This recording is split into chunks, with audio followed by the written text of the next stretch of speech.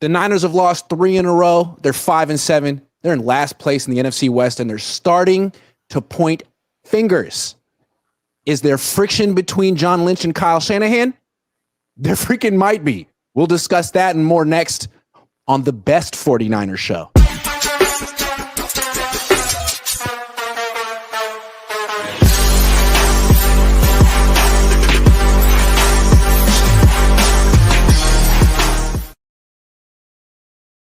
Good morning. Welcome to the Best 49ers Show. We are the Best 49ers hosts, Grant Cohn, Ryan G. Hensley.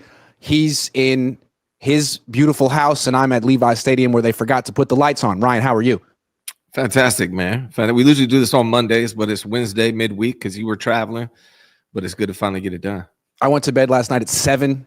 The night before that, I went to bed at 6. I didn't sleep after the Bills game. I just flew home. So I think I'm finally I don't remember a word I said on the 4-man front last night. I can't be held responsible for anything I said streaming yesterday because I don't remember it.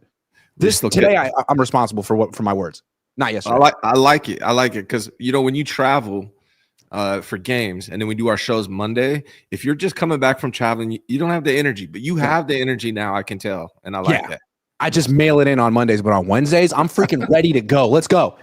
Right. So I've been thinking about things. I think there's a possibility. We've heard for years that there's a weird relationship between Kyle and John, and they always put on they smile together. They play catch together every day at practice, and you think these guys really like each other. What are you talking about? But then there are little moments after losses. After this one, Kyle Shanahan was asked, is your team does it have the same fight it used to have? And I feel like people that have been watching this team question that. Like, where is the fight? Where is the discipline? Mm-hmm. John Lynch questioned that on the radio a couple of weeks ago. This team just lacks discipline, which is always an implied shot at the coaching staff. So Kyle Shanahan bristles at the question and says, no, we're just not as good as a team, which is a strange thing to say. We've been talking about it all week, but that to me is an implied shot at the general manager. Like, it's not the coaches, it's the players and the person who got them. I always thought it was Kyle, but technically the general manager is John Lynch. The way they're starting to talk publicly and the things that these comments imply, do you feel like there could be friction between these two guys? Well, here's what we don't know. Behind the scenes, Jed York, John Lynch, Kyle Shanahan all know who is responsible for all these roster decisions that they made this offseason. Who decided to cave for Brandon Ayuk and pay him $30 million? Who decided to pay CMC? Who decided to pay Trent? Who made all these Devondre Campbell? Correct. Who wanted Devondre Campbell? Who made all these decisions? We don't know. But these who guys wanted to stick with Jake Moody? Right. But who drafted Jake Moody? Who wanted Ricky Pearsall? Who wanted Trey Lance? Who wanted to trade 3 first-round draft picks for Trey Lance? We don't know these things, but these guys know these things. And there's a running scoreboard in their head between them about, hey, you wanted to do this, you wanted to do that, you wanted to do this. And when shiz falls apart like it does now, like I've said this many times on your show, like winning fixes everything. But when you start losing, that's when all these things surface. And the 49ers are losing. They're 5-7. And that's why some of these things could be surfacing now. Well, it's interesting. They're starting to point fingers at each other. Is it possible? I mean, there's a lot to answer for. Like, you whiffed on another first-round pick, it looks like. You've just been throwing first-round picks away for years. You've only hit on a couple. You've given all this money away. The team looks flat. The team isn't motivated anymore. Like, do they need to – I mean, they could fire both of them. They could pick sides, fire Kyle or fire John, or they could bring someone in. Like, they used to have Adam Peters here, and it was unclear exactly how much power he had or influence. But all I know is he leaves and the Niners become a mess, a dysfunctional mess from the beginning of the offseason to now. And Washington looks competent for the first time in 25 years. Mm-hmm. So should they do they need a general manager? They could bring in the number 2 guy from Detroit and say, look, like that organization knows what it's doing. We're floundering. We need to be more like them. Is that something that John and Kyle could get behind? Like, it's like in Office Space where they bring in Lumberg. Like, sorry, you now have you have 7 bosses. Now you have an 8th boss, and he's overlooking you, and you have to turn in your TPS reports every week. How does it feel? It's tough to answer that question accurately because, again, we don't know. The thing is, they know, though. These guys know what happened. And, you look at the draft. The draft was decent outside the first round. So who made the decision on the first round? who made the good decision on Ronaldo Green, Malik Mustafa, and Don Pooney. Like, we don't know these things. I don't know these things, but a lot of people say Kyle ends up having the final say in these things, right? So if that's the case, if these are all Kyle's decisions, you look at the last 2 drafts, right? This last draft was decent. We got at least 3 players that look pretty good. Pooney looks good. Green looks good. Mustafa looks good. Garendo Right. could be 4. Cowan could be 5. Yes, it could be. Could be. But 3 and right all now. the guys that look good now could fall off too. That happens also. So we don't really know. But if you go back to 2022 and 2023 and the trade for Trey Lance, it actually looks really awful. Like 2023, Jair Brown, he's not having the best year. We'll see. Jake Moody, one of the worst kickers in the NFL. Cam Latu's not here. Luter Jr. doesn't play. Robert Bill, where's he? D. Winters, maybe. Braden Willis, cut. Ronnie Bell, cut. Back to the practice squad. Jalen Graham, Drake Jackson, Tyrone Price Jr., Danny Gray, Spencer Burford, Sam Womack, Nick Killen. Sam Womack's doing well for another team. That was the one player they could have kept. The best player they got in that draft, they gave away. So overall, it hasn't been good. So the question is, who is making these decisions? And whoever that person is doesn't look good in front of the other 2 people in this front office. Yeah. And what's funny is, like, a lot of these bad decisions and picks go back to the Adam Peters era, if we could call it that.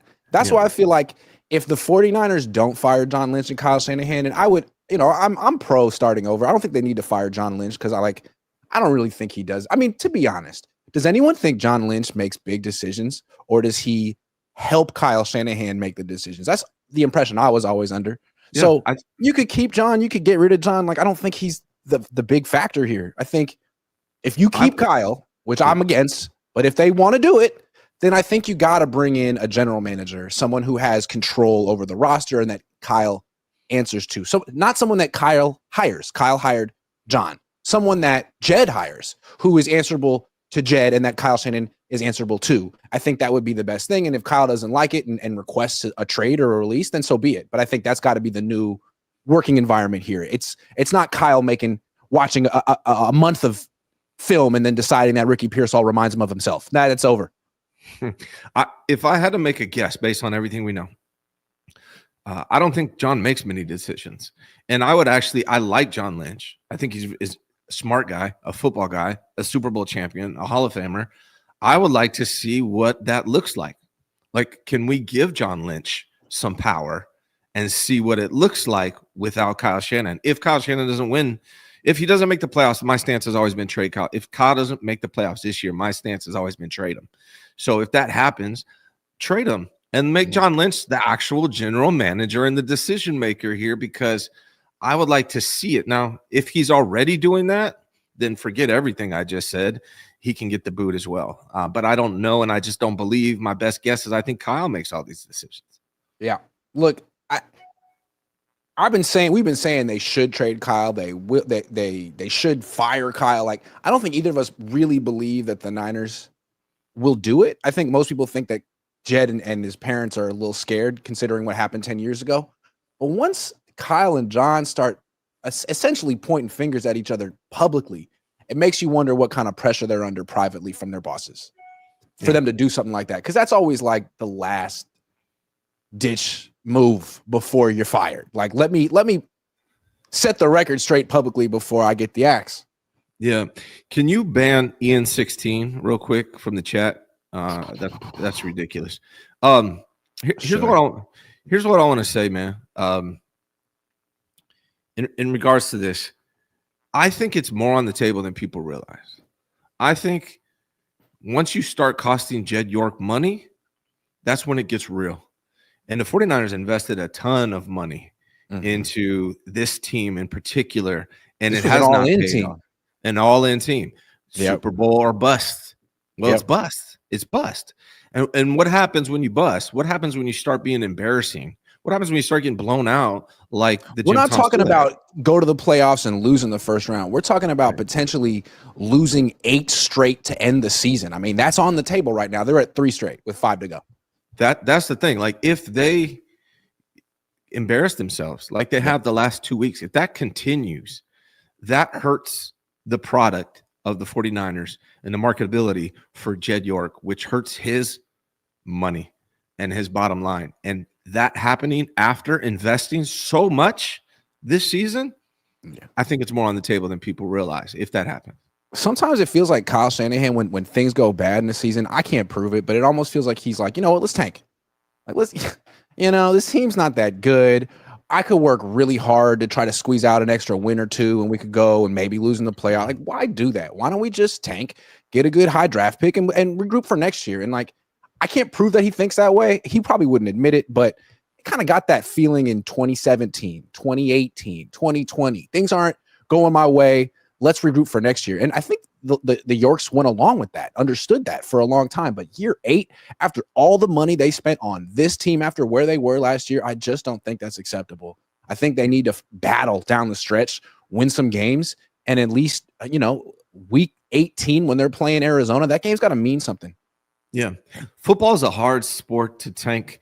I mean, in general, coaches are competitive people. So it's hard. I don't think a lot of them are okay with like, hey, let's just go out here and lose. And the players in particular they don't think that way. I don't think. No, I mean, of course not. Yeah, they can't. Here's how you tank.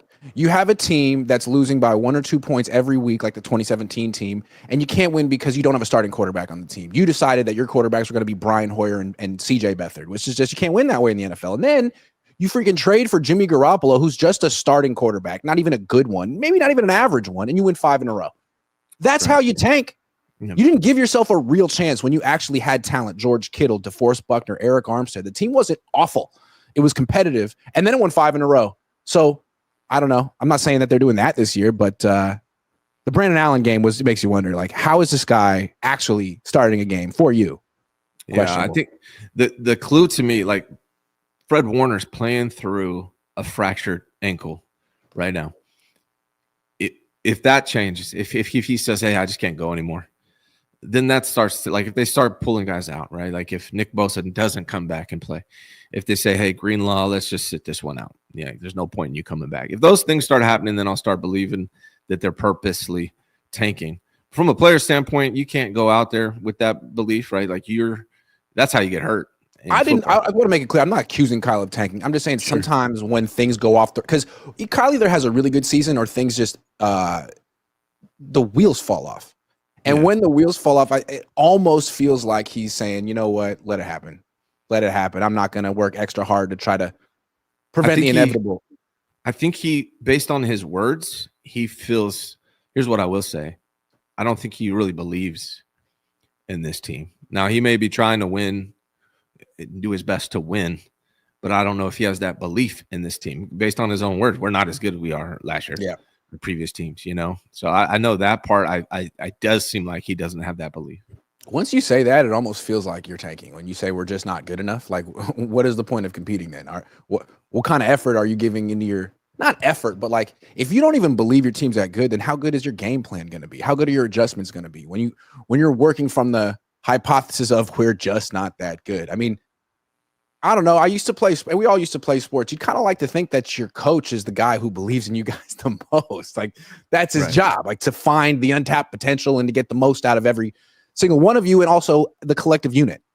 Yeah, I think that, so there's a debate about what he said regards to, like, we're not as good of a team, right? Like, some people are like, well, that's good. He's acknowledging that they're not this team in the past. Well, there's a way to say that, right? Like, he has to say, we are not the team from last year. We have to go out and earn everything. We have to go out and earn everything this year. Yeah. But I believe we can because I believe in these players. That's what you should say. Not that we're not as good. Sorry. Like, that's horrible. That's horrible. That's what you don't say. Sean Pritz is a new member. Thank you, Sean. Jay Schuler Music says, been watching for a couple of years now. Keep up the great work, guys. Thank you, man. Appreciate it. RS says, I say Grant for GM and Ryan for head coach for 2025, just to make stats have nightmares for all of next season. That would be funny. Jorge Meza says, does York have enough money to pay Kyle to go away? If he trades him, he can get another team to accept the contract, but Kyle would have to agree with that, or else he would just retire.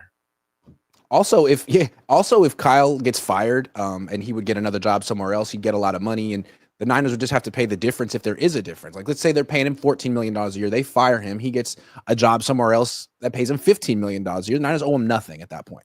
Yeah. Yeah. Michael says, should we bring in a new head coach? History has shown new coaches would want a culture reset, John's job wouldn't be safe? It depends. It depends. I think it's going to be a coach by coach basis. John Lynch is highly respected throughout the NFL by everybody. So I'm not so sure that they would want to give John Lynch the boot. I think a lot of coaches would be totally fine with John Lynch as the GM. Okay, this is interesting. RG3 went on Twitter, had not a long thing, but a somewhat lengthy explanation of why he thinks the Niners fell off this year. And this was Kyle Shanahan's quarterback. This is the first guy who seemed like could be Kyle Shanahan's project, and then he got hurt and he fell off. So a lot of people feel like it was Kyle. If he wasn't responsible, he was culpable. So let's see what RG3 has to say. He goes, "Dear football fans, this is a safe space. What do you think is wrong with the San Francisco 49ers? I'll start. The 49ers have lost their aura and have become mistake merchants this year. Here are the 3 reasons why. 1, Brandon Ayuk's offseason negotiations threw off the chemistry of the team. Not because he was at fault for getting his money, but because the organization let it drag out all offseason and into training camp. His injury, CMC and Trent Williams being out, has hurt the multiplicity that has made the Niners so dangerous with Kyle Shanahan at the helm. Having the ability to run the entire offense from 5 different personnel groupings with the same skill guys on the field who could all play wide receiver, running back, fullback, tight end, and slot receiver was a weapon no other team could replicate. They no longer have that capability. 2, the Niners aren't protecting the ball at all, 27th in giveaways and 20th in turnover margin. Kyle Shanahan's offense is more predicated on ball control than most other systems. When you turn the ball over in any offense, it's detrimental, but in Kyle's system, it's diabolical because his mindset and play calling is not built to come from behind. Hence the infamous 0-30 record when down 8+ points going into the 4th quarter as head coach that was broken just this January. 3, what has always been the saving grace for the 49ers isn't the Avengers on offense, but the strength of its defense. This year, the defense isn't playing inspired football. All over the tape, you see lack of effort and bad body language. It's why they're the 25th ranked defense and 19th against the run. Protecting the football and playing great defense is a winning recipe for any team. The Niners were doing that with the Avengers on offense, which is why they were so dominant. Now the Avengers have broken up due to injuries this year. The Niners aren't protecting the ball, which has aided in making their defense more vulnerable, and the Niners are in a tough spot on what to do next. They have to finish this year strong without CMC and Ayuk, figure out how much to pay Brock Purdy, and still be able to build another set of Avengers around him, and they have to rebuild their identity on the defensive side of the ball with play calling and personnel. This is why you don't let the Ayuk negotiations linger in the offseason. You get the business done early so the full focus of the team is on the season and not on distractions, regardless of who is at fault for the extended negotiations. The Niners were distracted all offseason, and now they are paying for those negative vibes during the year. No one is scared to play the Niners right now. They can still turn things around, but getting their aura back without Ayuk, CMC, and Trent Williams for the time being will be inherently more difficult.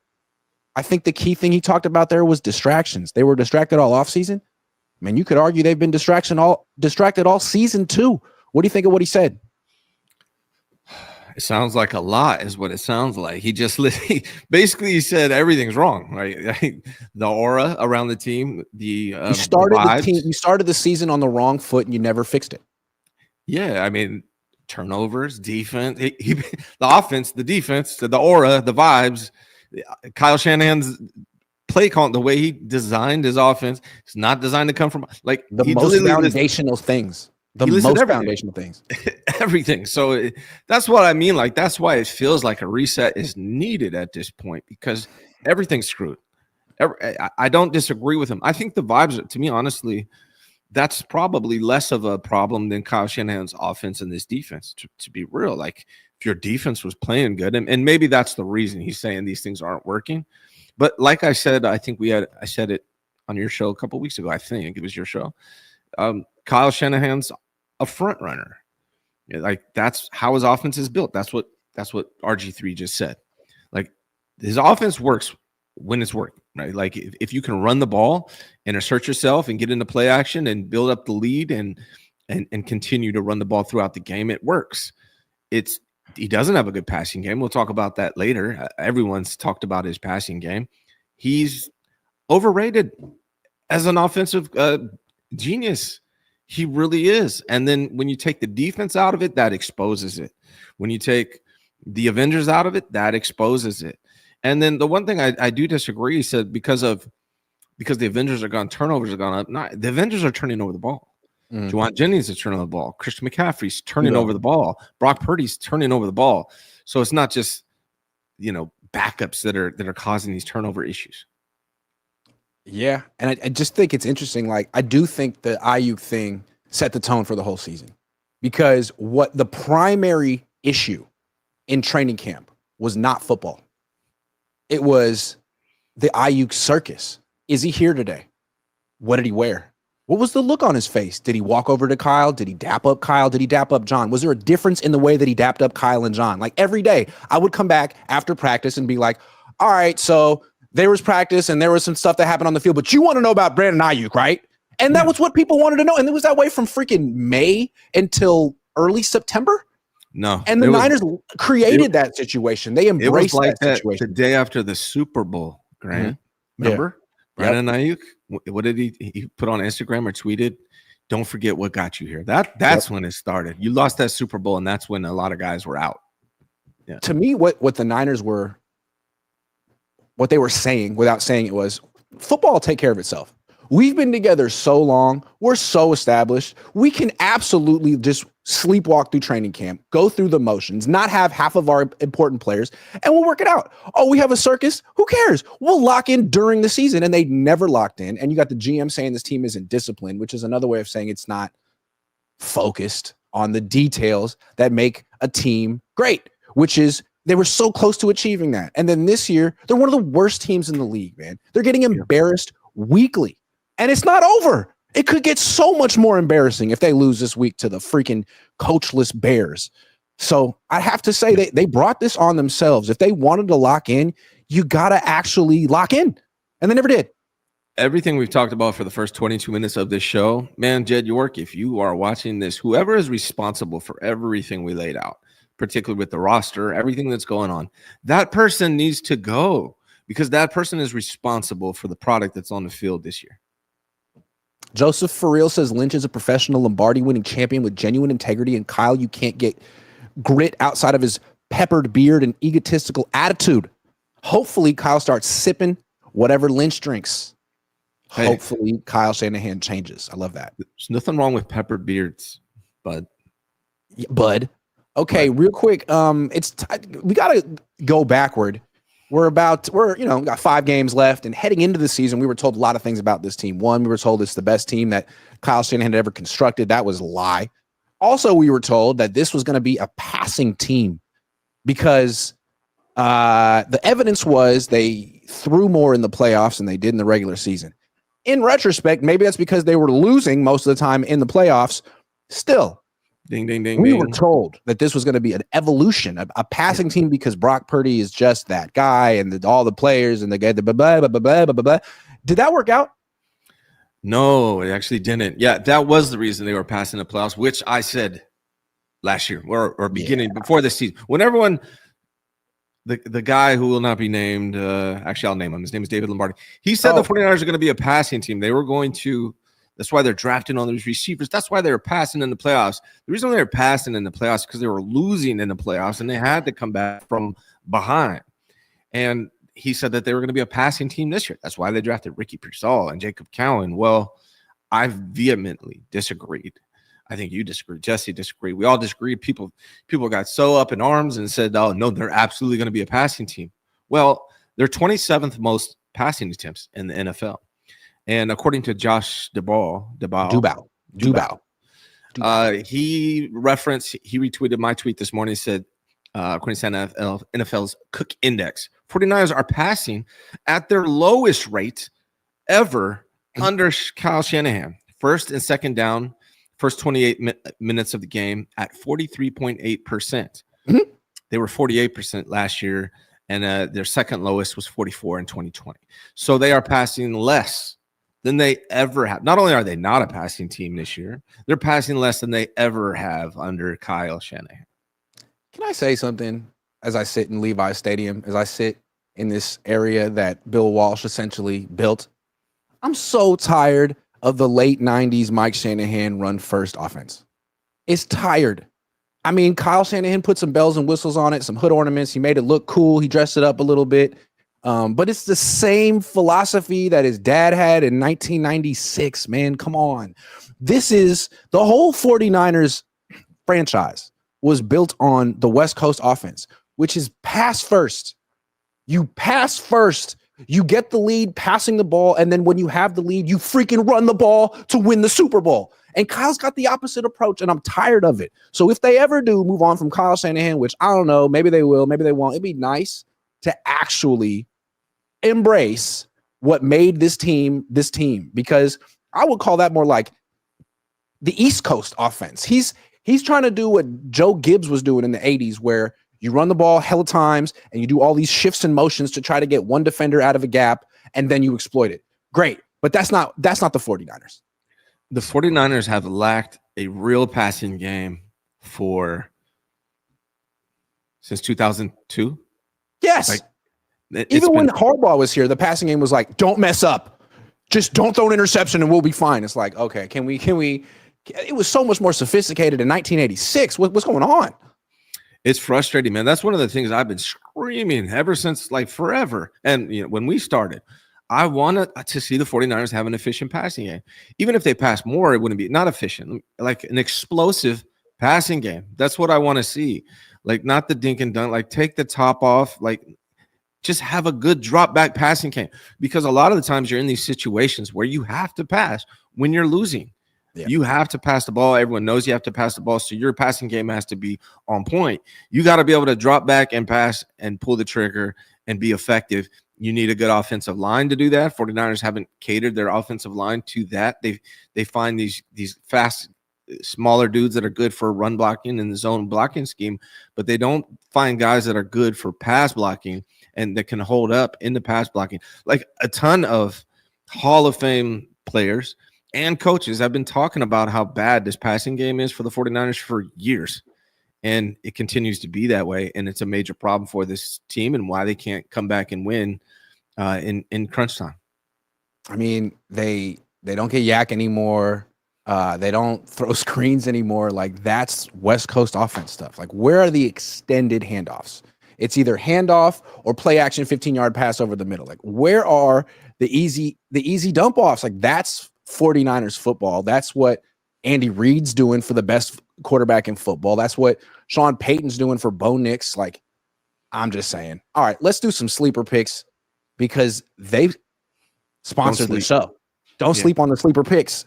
Niners, Bears. Mission, don't get embarrassed for the fourth week in a row. Started with Geno. You thought that was bad? Since then, they've lost by 53 points. And now they're trying to beat a team with no head coach, a team that's lost 6 in a row themselves.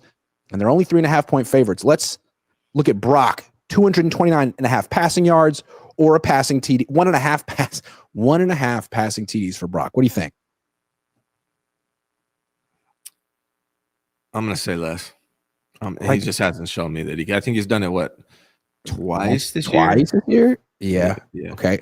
George Kittle, 7 receiving yards last week. 55.5 this week. Will he actually be involved?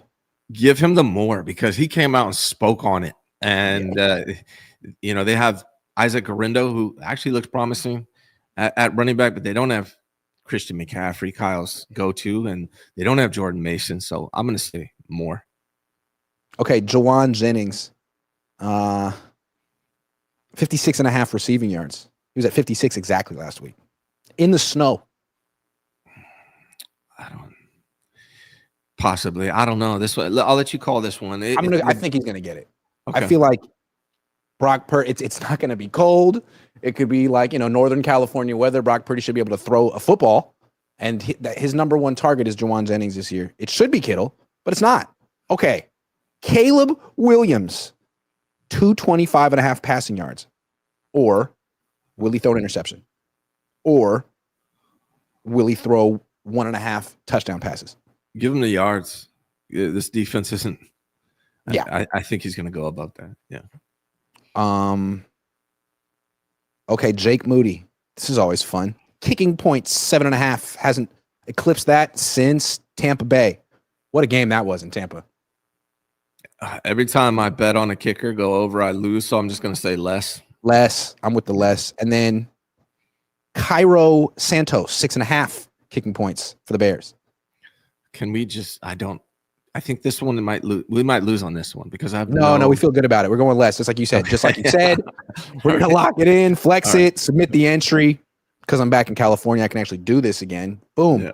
Those are the picks. Download the app, use promo code Cohn, and get that deposit match up to $100. Okay. Next topic. Moving right along. Okay, so we got to talk about the future of the 49ers at quarterback. It's not just in the front office, in the coaching staff. What about at quarterback? Brock Purdy's 8-8 in his last 16 starts. They could trade him. Here are the options. Give Brock Purdy all the money. 5 years, $250 million.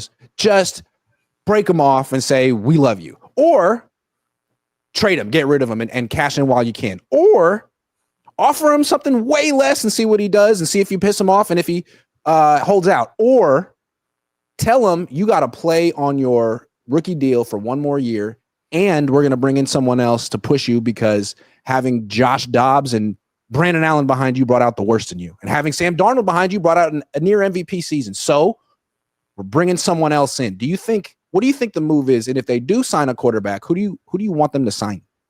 So I didn't prepare. I don't know who is available, but let me tell you what I think they should do, and then you could tell me who's available, and I'll let you know who I think they should go with based on that. But like trade him. I'm not on trade him. I know we talked about it last night in the 4-man front. You think they should trade him? I don't think they should do that. I think Brock Purdy has shown that he can run this offense well. I think he'll be better next year. Did I say that last night? Yeah. Damn. Yeah. I told you I can't be held responsible for anything I said yesterday. I don't think they should. I don't think they should trade him. I think they should keep him. I do not think they should offer him a huge extension this offseason. I think they should let it play out on the current franchise tag because what I'd be willing to give him, I think he wouldn't want.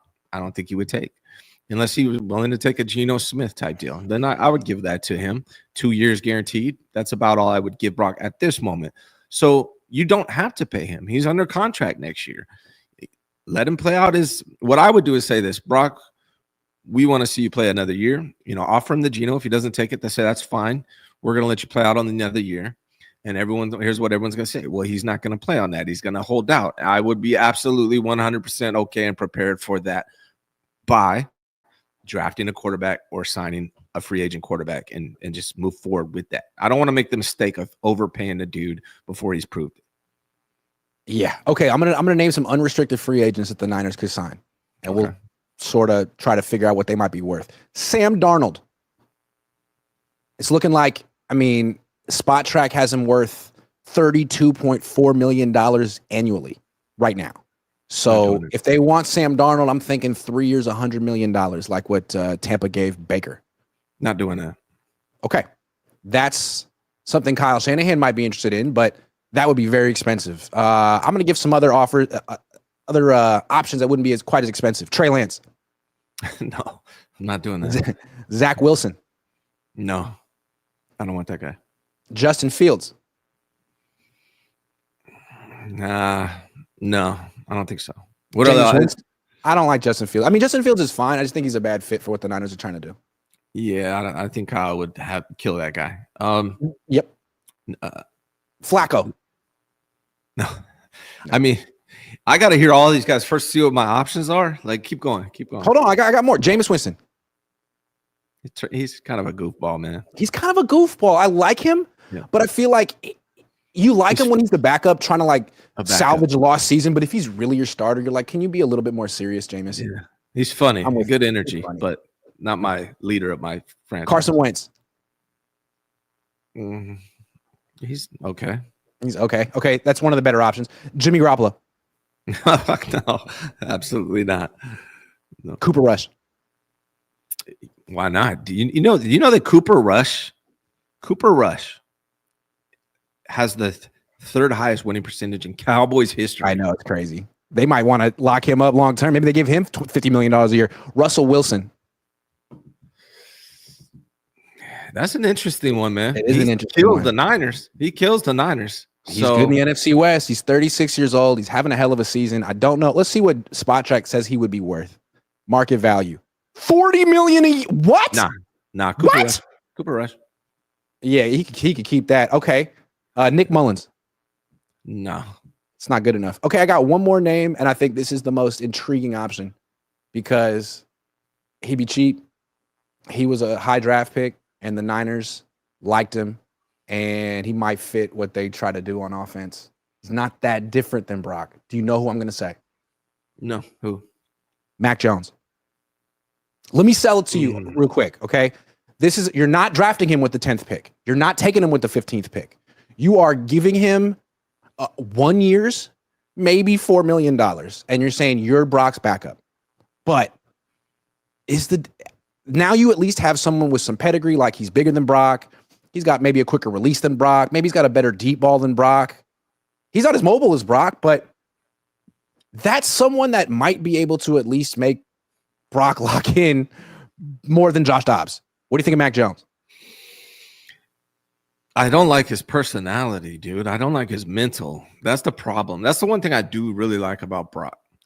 I would go, out of the options you gave me, I would go Cooper Rush is an emergency. If Brock holds out, I'll play Cooper Rush.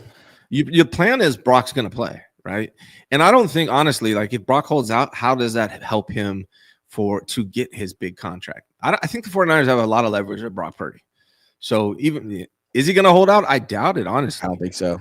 And if he does, okay, go with Cooper Rush. He's the third winningest quarterback in Cowboys history, better than Dak Prescott from a winning percentage. And then here's the other thing. You draft a quarterback. That applies pressure on Brock Purdy too. And maybe that's your guy. And I'm not talking in the 7th round. I'm talking 2nd, 3rd round. You draft a quarterback and see what you got there. I like the Mac Jones idea because to me, Cooper Rush, he's fine, but he has a limited upside. I mean, he's a backup. He was an undrafted free agent. He's in his 30s. Mac Jones was a 1st-round pick. And I like there's like these reclamation projects in the NFL are interesting because bad teams, draft a quarterback in round 1, throw him out there on a terrible team. And by year 3, it's like, oh, we're not winning. It's his fault. We got to get a new quarterback. It's like, cool. I mean, it's not really his fault. I don't know if he's good or not. And then you can get him for nothing. It's like you're 26 and you were a 1st-round pick and you went to a bad team and they scapegoated you for everything. Like you might be someone to work with. And we've seen Geno Smith, Baker Mayfield, Sam Darnold get revived by organizations that just know what the hell they're doing. And I wonder if Mac Jones could be that guy on the 49ers. You don't bring him in to start. You give him the Sam Darnold treatment. You're just Brock's backup. But in practice every day, Brock's going to know the two of you guys are going to know who's better. And if Brock ever goes down, at least you have someone in there who's like got some actual pedigree and talent as opposed to Brandon freaking Allen. And he's cheap too. I think why not get a reclamation project guy who was not Justin Fields, not Trey Lance, not Zach Wilson, but you like Mac Jones. I'm sure in this organization somewhere in here, there's like a glowing freaking draft report of that guy. We'll say you're going to change how you felt because Matt Patricia couldn't win with him. I mean, yeah, he's a little bit of a twerp. He's got twerpiness to him. Yeah. But now he's 26, man. He's been humbled in a way that, he probably needed to be humbled. Maybe worth a phone call. I mean, that's the thing I don't like about Mac Jones' personality. So that throws me off. So maybe I'm too biased in that regard. He really like he's done the $100 million thing, like that, like he's just it was bad. I think he was like 22 back then. That's fair. I don't know if Mac and here's the thing. I don't know if Mac and Kyle Shanahan could actually coexist because Kyle Shanahan is like very negative and critical, and he doesn't try to like sugarcoat it or cushion the criticism. It's just in front of the whole team. This freaking sucked. You freaking like. I mean, I'm not, but. And I think Brock can take it. Jimmy could take it. I don't think Matt could take that. But again, maybe as a backup quarterback, he gets insulated from that. And I don't know. I didn't think Sam Darnold could take it. Maybe he can't. But give me Cooper Rush. Cooper Rush. Yep. What about the Sam Darnold? Can we talk about Sam Darnold for a second? Yeah, let's say the Niners offer Brock Purdy. All right, man. Like we're not going to give you 5 years, or we're not going to give you $50 million a year. But here's the Geno Smith or the Baker Mayfield thing. 3 years, $100 million. What do you say? And Brock's like, no, I was an MVP candidate. Absolutely not. I'm going to hold out. Do the Niners say, you know what? We're not going to do this distraction. If you want to get $50 million from another team, fine, we'll trade you. And we're going to offer the same exact deal to Darnold and bring him in for 3 years, $100 million. What about that? My goal with quarterback is to find an elite quarterback. Mm-hmm. Sam Darnold's not that. I don't think Brock Purdy is either. And that's why I want to draft one. And that's why I don't want to pay one who isn't. And so I'm trying to avoid that with Brock. I'm definitely not going to do it with Darnold. I'm not trying to talk you into Darnold because it's Darnold, but like, you got to respect Tampa and on a bigger scale, Detroit, looking at Goff and Baker, who most people would say not elite, never going to be elite, and say, you know what? That's okay. They're very good quarterbacks. And if we put the right scheme and supporting cast around them, they can have their best years yet. And Minnesota is doing that right now with Sam Darnold. Doesn't mean they're going to win a Super Bowl with that guy. Who's the coach? Let me ask you, who's the coach for the Niners next year? Yeah. Jim Tomsula? Right. Ben Johnson? If you got Ben Johnson and he were the coach, what would you want to do? See what Brock can do with it. Yep. Yeah. I feel that. I feel like he's done enough to give him one more year and be like, look, we're not going to jettison you because you had one bad year, because you had one good year too. And we need to find out what you are. We're going to give you one more year. If you want to sign this really, really low ball offer, be our guest. Otherwise, prove it. And we're going to push you. We're going to bring in someone else to back you up. And we're going to draft. I don't know if Cooper Rush is going to put the fear of God in him, but someone's going to be here to push you the way Darnold did last year. Draft a second or third round pick, and that'll put a little fear behind him. I think they need to do that regardless, I think. I would agree with that. Absolutely. Yeah. Get a couple super chats and then get back on to the show. Wellness Matters says DC special teams coach will get thrown under the bus. Yeah. Jace SR says greetings from Switzerland. Hey. What do you think it'll take for the Niners to finally get that Lombardi again? Do you think Kyle has it in him? That's a good question. Jace from Switzerland. I think it's going to take a new voice, a new leader, and I don't think it's Kyle, man. He might win a Super Bowl somewhere, but I don't think he's going to do it here. Kyle's going to need an elite quarterback to fall into his lap. He can't be responsible for finding them or developing them. But if one falls in his lap, like if Josh Allen fell into his lap in this system, phenomenal. Kyle would probably win a Super Bowl, I think Kyle came here. It was his first head coaching job. He was 37. They gave him all the power. And he's made so many mistakes, which is why I feel like he hasn't been able to get over the hump. He's done a lot of good things, but passing on Mahomes, not wanting Brady, like he's messed up the quarterback position so many times. I think if he were to get fired or traded and go somewhere else, I don't think he would build his second team the way he built this one. Maybe I'm wrong. Maybe he would double down, but I feel like he would probably, what would he do differently? He wouldn't pass on the quarterback right away, I would think. I mean, maybe he would go to a team, like you said, where the quarterback's already in place and he doesn't have to pick a guy. Like he had a blank slate with the 49ers. I don't know if he needs a blank slate. Perfect example. 49ers fire Kyle Shanahan. The Bengals hire him. He's got Joe Burrow. There you go. That would be good for him. That would be good for him. Yeah. Now, he could mess that up. He could alienate Joe Burrow. He could have a bad relationship with him. Or who knows? But I think that would be better for Kyle. Go somewhere else where the quarterback's already there. Like Harbaugh did just now with Justin Herbert. Don't go to a team that's scorched earth, that just won 2 games, that you have to pick the quarterback, because you can't. That's not you. Yeah.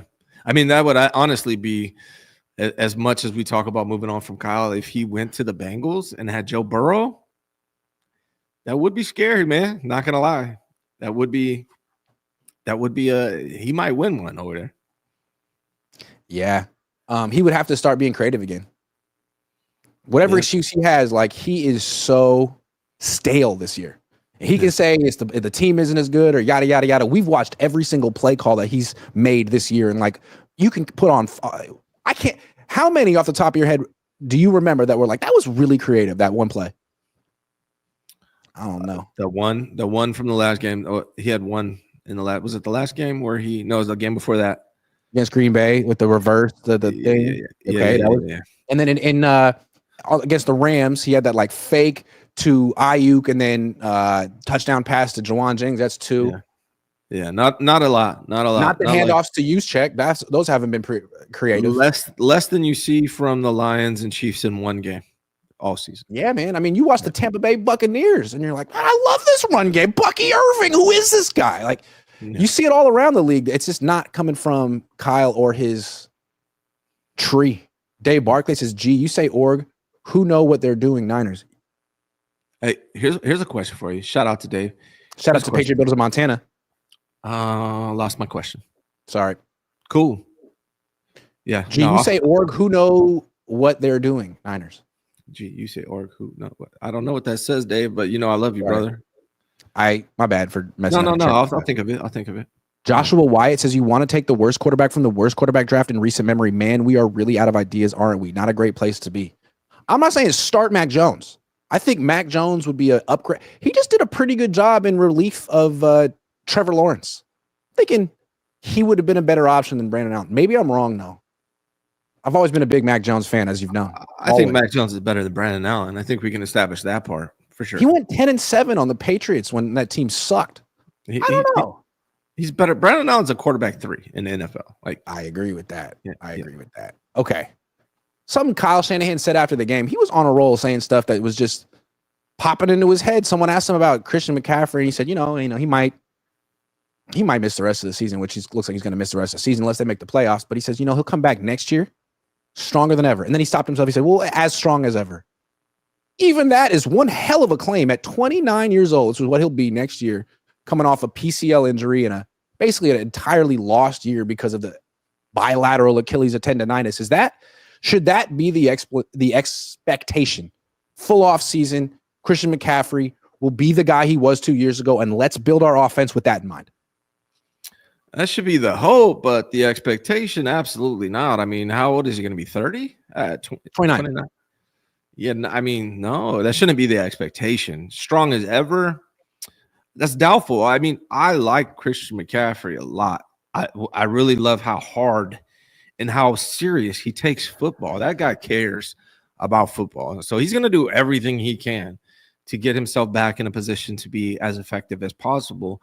But there's also the reality of football when you're a running back in the NFL, and there's statistics and facts and data that is tracked what happens to running backs when they hit age 28. Now, there's the exception. It's not the rule, but to expect that to be the outcome, that's naive. I think you should have a backup plan for that situation. And I think one of the things we've heard from the Niners this year, people explaining why this season went off the rails immediately, is that Kyle was expecting to have McCaffrey. And McCaffrey's so unique. He's not your ordinary running back. Like Jordan Mason and Grendo are good, but you can't do the same offense that you can do with Christian McCaffrey. And that Kyle was like, okay, well, should I scrap the McCaffrey offense and build something new? Or should I just not overreact and count on him coming back soon? And that's what he went with. And that was a mistake. Well, okay, fine. But who's to say that won't happen again next year? How can you count on Christian McCaffrey to play 17 games next year without getting hurt? If he goes down, you're going to have the same freaking excuse like, oh, we weren't prepared for him to go down. Why weren't you prepared for him? He's 29. He missed all of last year. That can't be plan A. Christian comes back and is the offensive player of the year again and everything's okay. That can't be plan A. I think it's got to be plan A because of the money invested in him, for him, for the organization. True. And that's why they're in such a bad spot. You spent that money. That's got to be plan A. Now, maybe Isaac Rendo's plan B. And I actually went back and watched that running back they just picked up, whatever the kid's name is. Israel? Is that his name? Isaac? I don't know. The new guy. Everyone seems to like him. I've never heard of him before yesterday, but everyone's like, this guy might be really good. Like, I went and watched him. The Jets drafted him in round 5 and waived him during his rookie. The Jets waived him during his rookie year. So he's hella fast, though. He's so fast. Doesn't mean he's going to be good. He gets those 3.2 yards per carry very fast. It doesn't mean he's going to be good, but like, who knows? I'm not relying on him to be the answer. Maybe he'll be good. I don't know.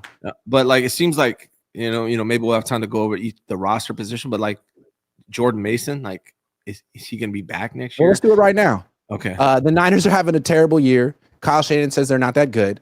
Okay. Well, is there reason to believe that they can be better next year? Let's go position by position. All right. So quarterback, that's kind of self-explanatory, right? We don't freaking better bring someone in better than Brandon Allen and Josh Dobbs. Yeah. And I think they will. Yeah, I agree. All right, so let's do running back where we were talking about Christian McCaffrey coming back off of his injury, and then Isaac Orendo, and then the new guy, Israel Abanikanda. And that's all they have on the roster right now. Do you think that's better than Jordan the current? Mason's a restricted free agent. I would imagine they'd give him some type of a tender. Doesn't mean that they'll keep him. Yeah, I don't think they're going to be. I mean, how can you pay 2 running backs on? How can that's true? Yeah. That's true.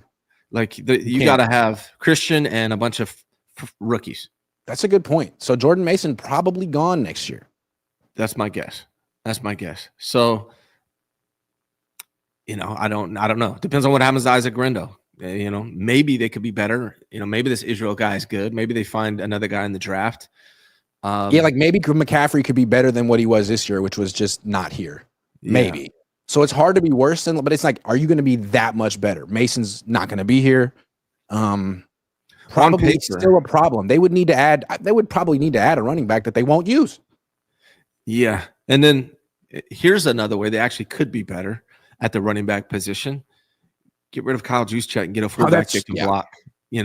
How much faith do you have that they'll do that? I think they will. They just gave him a handoff at the 4-yard line on Sunday. I don't think so, man. I don't think so. You think he'll be back again? How old is this dude? He's like 34, almost 35. Get a fullback that can block. That's the goal. Like, get over this. I need a fullback that can catch passes. Who cares about fullbacks catching passes? Let's get a fullback that can punch it in on the goal line without fumbling. Let's get a fullback that can block for your halfback. Like, that's what is the most important thing from a fullback, in my opinion. So my hope is they get rid of him, but you don't think they do? No, absolutely not. He's like one of the best friends of the head coach on the team. Here are his numbers this year. He has 14 catches for 119 yards. This is exactly what he had last year. So he's having a better season than last year in terms of catches. And then as a runner, he has 4 runs for 20 yards. Last year he had 5 for 6. So he's having one of the greatest seasons ever of any fullback named Kyle Juszczyk. He's just really showing out for people named Kyle Juszczyk. They absolutely should get rid of Kyle Juszczyk and save a ton of money. 4 runs is not worth paying that much money. He's getting $1 million per run. Yeah, but I mean, no. But he only fumbles some of the time, so I think it's worth it.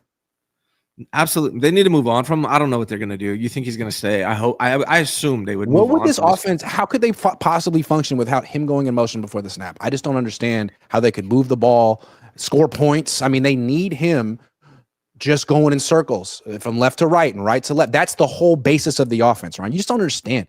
You don't get it. Anyone could go in motion. Like get someone that can also block, and that is league minimum. You can find but did that person go to Harvard? How many Harvard graduates do you have that can go in motion? I don't think it's a combination that's really potent.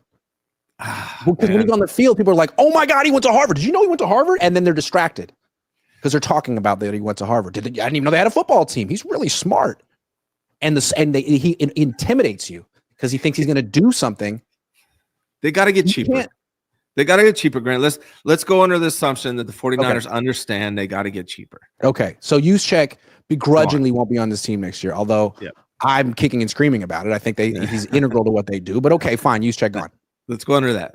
And then they get a fullback for the league minimum that can actually block. I think that's an upgrade at the position. Cool. I like that. Yeah. Wide receiver. This is where there's a lot of issues. How? Maybe if Jacob Cowing is allowed to play offense at some point in his career, maybe. I don't see that happening. They spend a lot of money on wide receiver. Deebo Samuel's supposed to take up 10% of the salary cap this coming year, and he's not effective at all. Brandon Ayuk's not going to be back. He's got to be the most overpaid player in football, man. The guy is a kick returner. He's a kick returner. And Brandon Ayuk is not going to be back until roughly December by best estimates. And what's he going to look like? Yeah. What's he going to look like? Probably not great until 2026. I mean, I wouldn't expect the full Brandon experience until 2026. And unless Jacob Cowing and Ricky Pearsall emerge, they're not going to be better next year. I don't think so. And it's tough to get rid of Deebo. Like, a lot of people are like, hey, trade Deebo. You can't. All you can do is cut him after June 1st. you can't trade him. That's like a $30 million cap hit or something like that. Yeah. And no one wants him. You're not going to get. You're not going. Who wants Deebo Samuel on their team? Hey, here's a guy who gets paid a lot of money and doesn't give his best effort and starts fights with other people on the team. Who doesn't want that? I don't think he's going to have a lot of success getting a trade partner. No. So, I mean, what they could do is they could cut him after June 1st or trade him after Call June the 1st. Dolphins. Hey, man, come on. Wes, McDaniel, you love Deebo. And they'll be like, yeah, we liked him 3 years ago, man. No.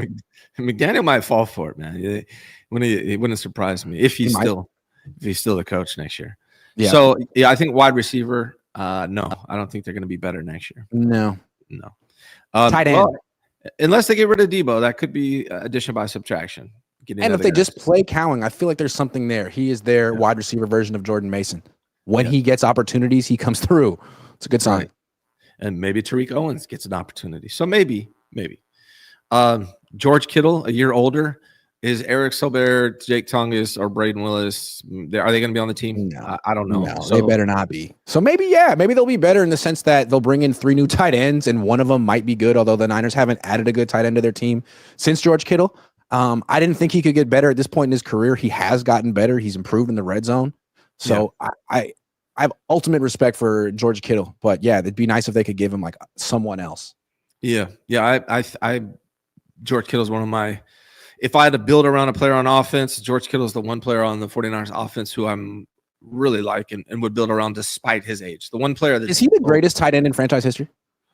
Yeah, I think he is. I think he is. What a distinction for a player on this freaking franchise. Right, with Brent Jones. Like Christian McCaffrey isn't the greatest running back in franchise history. He had a nice moment, but it was short-lived. Yeah. Deebo, Ayuk, no. Like this Kittle is the guy who's going to be in the Ring of Honor forever. Yeah, I agree. I agree. So maybe they get they got a hit on somebody in free agency or in the draft finally for tight end to a position they've been trying to fill for the entire time Kyle has been here. So hopefully that happens. I don't know. O-line. Trent, a year older. That's going to be tough to expect him to be better. Yeah. Aaron Banks becomes a free agent. Gone. So maybe that's good. Ben Bartch looked pretty good. Ben Bartch did look better than Aaron Banks, and which surprised me. So maybe they go with Ben Bartch. I think he's actually a free agent after this year too. They're going to have to re-sign him. Yeah. So he's getting like $1 million right now, but he's a free agent. So they're going to have to extend him or re-sign him. We'll see what they do with that. Jake Brendel signed through 2052. He's not going anywhere. They're going to have to draft a replacement for him. Will they? That's the question. No. So I mean, they should, but they say they like him. Yeah, I don't know. I don't know. Real quick. I want to do this because so the all-time Niners all-star team, no offensive line, but it would be Jerry Rice, T.O., George Kittle. And then the backfield is it still Craig and Rathman? I think it's still Craig and Rathman. I don't think McCaffrey unseated him. It's definitely Rathman. Hugo Gore? No. See, to me, like Craig was the offensive player of the year. Like he had a high that I don't think Gore was ever first team all pro, and Craig was. I love Gore, but he's just his durability is his strength. That's what makes him so great. I would probably go Craig. Yeah, I would probably go Craig and Rathman. Yeah. Not Garrison Hurst? Oh, that's shots fired. Garrison. Shots fired. Okay, let's keep going. D-line. How could it be worse? Here's the thing, man. What they need to here's something they really need to consider, which is going to be controversial, and people are going to get pissed at me for saying. Trade Bosa. They need to consider trading Bosa because they could probably get 2 first-round draft picks for Nick Bosa, I would imagine, something like that. And that's a lot. And you could do a lot with that because they have nothing else going on the defensive line at all. And they got to get cheaper, and that's a good way to get cheaper and get draft capital. So will they do it? No. But that's something they should consider. There's nobody else on this defensive line that – Evan Anderson, maybe. He looks decent. That's it. And I don't know. they're going to have to work miracles this coming off season to make this D line good again. And I hope they don't go the same route they went last time, because the guys they got, here, Hargrave. You're saying Hargrave. Nick Bosa can't make this D line great again? That's crazy, man. Hargraves. They need to make Nick Bosa needs to make himself great again. Hargraves is also taking up 10% of the salary cap this coming season. So they have to get rid of him. That's no question. So they got to fill those voids. Niners are 1-3 since Bosa did the hat thing.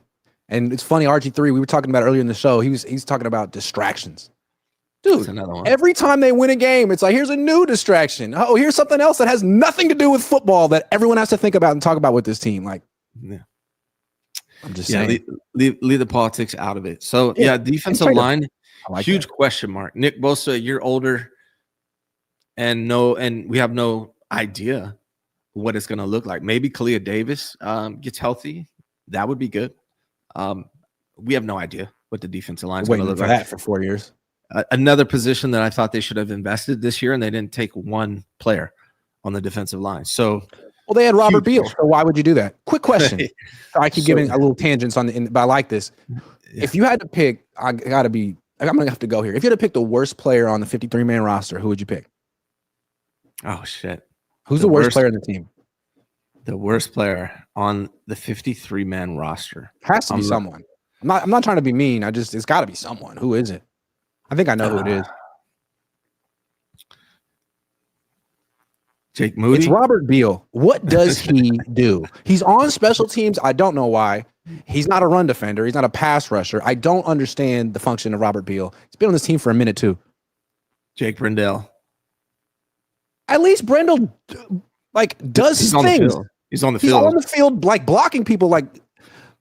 Robert Beal, when he's on the field, it's like, why? Well, what Devondre Campbell. Is there anyone else? Devondre Campbell. He made a tackle at one point this season. Yeah. I think it's hard I still don't understand why Robert Beal's on the team. He was a 5-star recruit. He didn't even play at Georgia.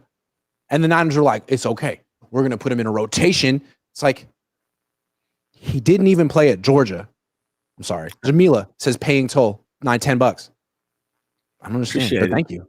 Appreciate it. Yeah. Niner Cali Boy says, how do we have the leader of tight end U and the other tight end suck? Right. George, get somebody from your university. Recruit. Yeah. Recruit. Oh, yeah, recruit. Helper Man 123 says Lyle will ruin every quarterback he gets. He's cooked. He ruined Brock, Trey, Jimmy, and would have done the same with Mahomes or Allen. He will remain ringless. I don't know. I do feel like if the Niners get a new coach, you want someone who can who has shown that they can nurture a quarterback. That relationship with the quarterback to me is more important than the scheme. That's why I think Ben Johnson, that's the most thing. His creativity is cool, but what he's been able to do with Jared Goff is what makes him the number one candidate. Everyone wrote off Jared Goff, and now he's the number 2 rated quarterback in the league. And then Liam Cohn in Tampa. He's not quite as high profile, nearly as high profile as Ben Johnson, but what he's doing with Baker Mayfield is remarkable. What Kevin O'Connell is doing with Sam Darnold is remarkable. That's what you want from a freaking coach, not a guy who may be cutting edge schematically for a couple of years. Yeah, I mean, it is so important to build belief in players, even more so than they believe in themselves. You have to believe in them and make them believe in themselves. You have to show them that you believe in them even more than they do. That is a huge thing for athletes. Andy Reid does that for Patrick Mahomes. Mike McDaniel does that for freaking Tua. And I don't think that's something that Kyle Shanahan can do for a coach or a quarterback. He might be able to do it for Debo or Juszczyk, but not a quarterback. I don't even think he does it for them. I just don't think that's his personality. I don't think it is either. He's trying to keep it real. Kyle Shanahan is the physical embodiment of when keeping it real goes wrong. They should do an extended version of when keeping it real goes wrong, and it's just the Kyle Shanahan story. 8 years. Easy Tino says, do you think Tom Rathman could replace Kyle as head coach? Sure. I don't know about that, man. Running backs, they take a lot of hits to the head, man. Yeah. Oh, Arturo Munoz Arias donates $2. Thank you very much. It's time to end the show. Ryan, thank you very much for doing it so early in the morning on a Wednesday. I appreciate it. It was the best 49ers show as always. It really was. Appreciate it, man. Good to see you. Good. Thanks. Good to see you too. I appreciate the energy, man. Are you staying home? No traveling this week because you're playing the Bears. Nope. We got Chicago at home, and then we got the Rams on Thursday night, and then I'm gonna have a little weekend to recharge, and then they go to Miami, and I think that should be okay. I'm gonna get there a little early. I'm gonna be in freaking Miami. It shouldn't be too bad. Miami is actually one of the trips you want to take. Yeah. Especially in December. It's a great time to go to Miami. Might be the best time to go to Miami. So I'm not looking forward to that. You seem like a whole different person, refreshed since you came back from Hawaii. So I'm hoping I can get the same kind of bounce. Yeah, man. You know what I did? I'm streaming less, and it's been great. Like I actually have more views per stream now, and I'm streaming less, and it doesn't feel as mundane. And it's like it's awesome. It's been great, man. And then the Hawaii thing, of course. Yeah. This is never supposed to really feel like work. No. Especially if you have another career. Like this should be the fun thing. So I'm glad you got that refresh. Yeah. Balance. I'm ending the show now, everyone. Thanks for watching. I'll see you guys later. Let's see what happens at practice.